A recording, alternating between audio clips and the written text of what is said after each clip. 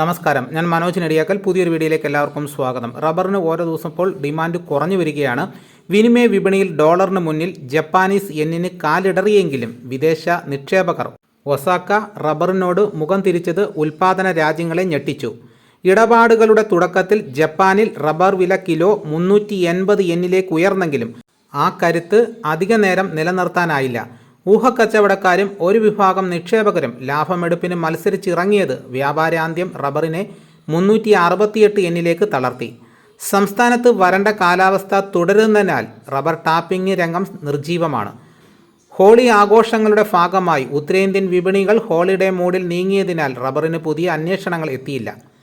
കൊച്ചിയിൽ 4ാം grade rubber kilo 218 രൂപയിലും 5ാം grade 215 രൂപയിലും വ്യാപാരം നടന്നു. വെളിച്ചെണ്ണ വില തൃശൂർ, കോഴിക്കോട് വിപണികളിൽ ക്വിൻ്റലിന് 300 രൂപ ഇടിഞ്ഞു. കൊച്ചിയിൽ എണ്ണ വില 100 രൂപ കുറഞ്ഞു 29,000 രൂപയായി. വൻകിട കൊപ്രയാട്ട് വ്യവസായികളിൽ നിന്നുള്ള പിന്തുണ കുറഞ്ഞതുമൂലം തമിഴ്നാട്ടിൽ കൊപ്രയ്ക്ക് 300 രൂപ ഇടിഞ്ഞെങ്കിലും മില്ലുകാർ വെളിച്ചെണ്ണയ്ക്ക് 200 രൂപ മാത്രമാണ് കുറച്ചത്.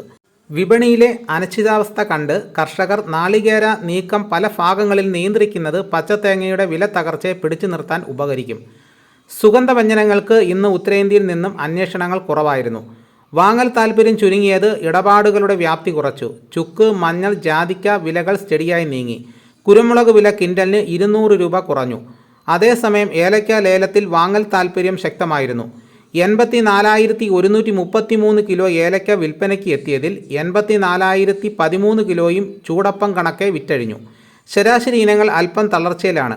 കഴിഞ്ഞ വാരം കിലോ 2,500 മുകളിൽ ഇടം പിടിച്ച ഇവയുടെ നിരക്ക് ഇന്ന് 2,351 താഴ്ന്നു. മികച്ച ഇനങ്ങൾ 2,652 രൂപയിൽ കൈമാറി. റബ്ബർ കർഷകർക്കും ടാപ്പിംഗ് തൊഴിലാളികൾക്കും സഹായം. പ്രായമേറുമ്പോഴും മറ്റ് സാഹചര്യത്തിലും ടാപ്പിംഗ് തൊഴിലാളികൾക്ക് കാഴ്ചയ്ക്ക് മങ്ങലേറ്റ് ജോലിയെ ബാധിക്കാതിരിക്കാൻ റബ്ബർ കർഷകർക്കും ടാപ്പിംഗ് തൊഴിലാളികൾക്കും കണ്ണട വാങ്ങുവാൻ റബ്ബർ ബോർഡിൻ്റെ ധനസഹായം 2,000 രൂപയാണ് ധനസഹായമായി ലഭിക്കുന്നത്.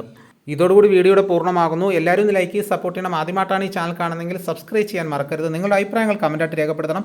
ഈ വീഡിയോ എല്ലാവർക്കും ഒന്ന് ഷെയർ ചെയ്ത് കൊടുക്കണം. മറ്റൊരു വീഡിയോയുമായിട്ട് ഉടനെ എത്താം. എല്ലാവർക്കും എൻ്റെ നന്ദി.